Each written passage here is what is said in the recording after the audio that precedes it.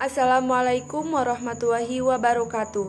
Kami dari kelompok 4 yang beranggotakan saya, Desi Septiani, Inten Karimah Al-Adawiyah, Meisya Salwa Yumaniar, dan Dela Sitanggang akan menjelaskan tentang analisis strategi rantai nilai pada PT Cisarua Mountain Dairy atau Cimory.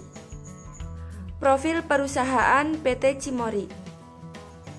PT Cisarua Mountain Dairy atau yang biasa disebut dengan PT Cimory merupakan salah satu perusahaan penanaman modal asing PMA yang bergerak di bidang pengolahan susu factory milk. Cimory didirikan pada tahun 2004 oleh Bambang Sutantio. Pendiri Cimory menjalin kerjasama dengan Koperasi Produsen Susu atau KPS Giritani. Cimory menetapkan standar susu sebagai bahan baku untuk menjaga kualitas produknya. Perusahaan Cimory ini memiliki visi dan juga misi. Visi dari perusahaan Cimory adalah menjadi perusahaan publik yang memproduksi dan juga mendistribusi makanan dan minuman berbasis protein untuk seluruh masyarakat Indonesia. Dan misi dari perusahaan Cimory ini adalah menghasilkan produk susu dan olahan susu yang berkualitas. PT Cisarua Mountain Dairy atau yang biasa disebut PT Cimory memiliki budaya dan perilaku organisasi. Kerja keras, dedikasi, dan juga kepedulian adalah nilai-nilai dasar yang membangun Cimory di awal. Budaya ini dilestarikan dan juga dijalankan oleh semua anggota tim Cimory di bawah bimbingan dan kontribusi yang luar biasa dari para pemimpin utamanya. Sebagai perusahaan susu yang terkemuka, PT Cimory ini menyadari kewajibannya untuk berkontribusi terhadap kelangsungan hidup masyarakat. Perusahaan ini menaruh kepentingan yang besar tidak hanya pada pertumbuhan bisnisnya, tetapi juga memberikan kontribusi yang positif terhadap lingkungan dan juga sosial, terutama untuk hidup di masa depan. SDM yang terlibat dari strategi manajemen rantai nilai perusahaan merupakan pelaku yang melakukan aktivitas jaringan rantai nilai Cimory, mulai dari pasokan bahan baku berupa susu segar, proses pengolahan susu segar, hingga proses distribusi dan proses pemasaran produk olahan dari Cimory. Terdapat 7 pelaku yang terlibat dalam rantai nilai yang memiliki fungsi dan peranannya masing-masing.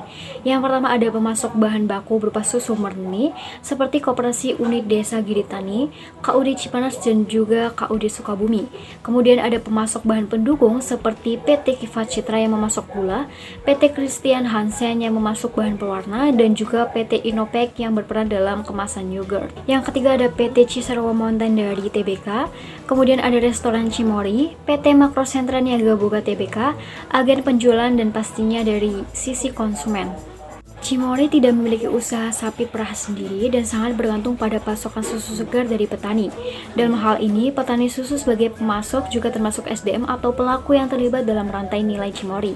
Apabila terjadi goncangan yang menghambat usaha ternak sapi perah, sebagai pemasok susu segar, maka Cimory akan merasakan dampaknya secara tidak langsung. Dilihat dari aspek faktor manajemen, hampir kebanyakan para peternak tidak memiliki manajemen yang baik. Hal ini dapat dilihat dari pola pikir kebanyakan peternak yang hanya berpikiran beternak untuk mencari makan hari ini dan esok hari, tanpa berpikiran secara jangka panjang ke depannya akan seperti apa.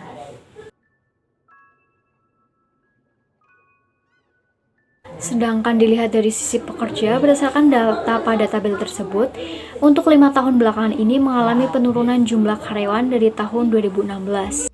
Penurunan jumlah karyawan dari tahun ke tahun disebabkan karena beberapa faktor, diantaranya mengundurkan diri atau menarik diri dari perusahaan karena adanya pekerjaan lainnya lebih menarik, alasan menarik diri karena lingkungan kerja yang ditawarkan lebih baik, ada pula yang pensiun, meninggal, dan di PHK karena tidak mematuhi aturan yang ada di perusahaan. Hal-hal tersebut terkait dengan perencanaan SDM yang kurang baik atau perencanaan yang ada hanya untuk jangka pendek dan tidak berlaku dengan rencana jangka panjang perusahaan.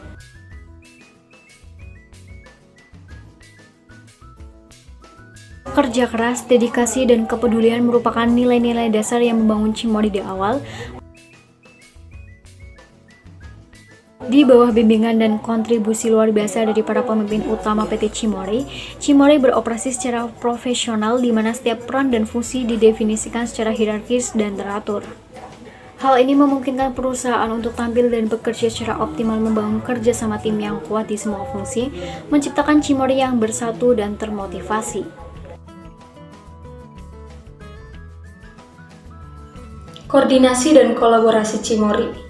Kolaborasi pertama Cimory dengan Regal untuk susu UHT Cimory terbaru.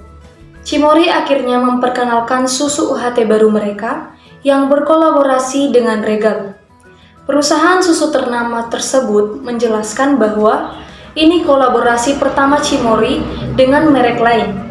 Dengan susu Cimory yang creamy dengan campuran biskuit Regal, jadilah susu UHT Regal biskuit pertama di Indonesia. Berdasarkan pengamatan bahwa telah terjadi perubahan gaya hidup dan kebiasaan konsumen terutama setelah terjadinya COVID. Konsumen menjadikan makanan dan minuman sebagai asupan gizi untuk nutrisi tubuh dan juga perlindungan imun. Tiba-tiba, kebutuhan untuk produk dengan nilai tambah seperti banyak kandungan nutrisi, vitamin, dan juga premium meningkat. Cimory sebagai salah satu perusahaan dairy ternama melihat itu sebagai sebuah kesempatan. Pemilihan rasa untuk produk baru ini berdasarkan dengan pengamatan adanya kebiasaan orang Indonesia yang mencelupkan Regal biskuit ke dalam minuman, terutama susu.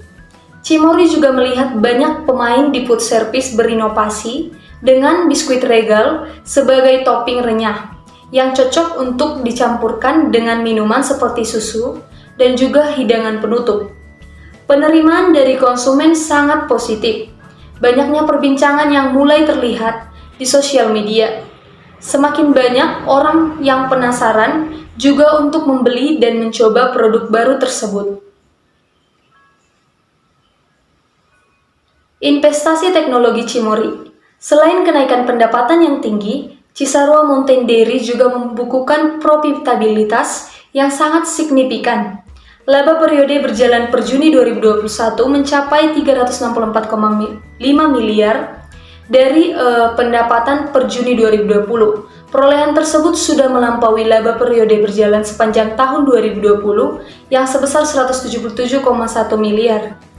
Direktur Utama PT Cimory Mountain Dairy Farel Sutantio yakin pertumbuhan perusahaan akan tetap cerah ke depannya seiring dengan industri barang konsumsi yang punya prospek baik di tengah pemulihan ekonomi Indonesia dan penurunan kasus COVID-19.